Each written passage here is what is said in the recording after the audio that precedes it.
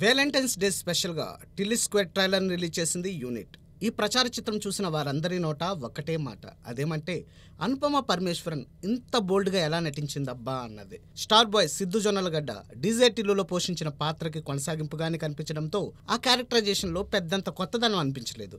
కానీ లిల్లీ పాత్రలో దర్శనమివ్వబోతున్న అనుపమ మాత్రం డీజే టిల్లులో రాధికా పాత్ర పోషించిన నేహా శెట్టి కంటే బోల్డ్గా కనిపించింది. ఇంకా చెప్పాలంటే తన కెరీర్లోనే బోల్డెస్ట్ లుక్స్లో ఎంటర్టైన్ చేయబోతోంది మిస్ పరమేశ్వరన్. టిల్లు స్క్వేర్లో అనుపమ ఆల్ట్రా గ్లామర్గా కనిపించడమే కాదు, లిప్ లాక్ సీన్స్లో రెచ్చిపోయింది. అంతేనా, సెక్స్ గురించి డైలాగులు పలికింది.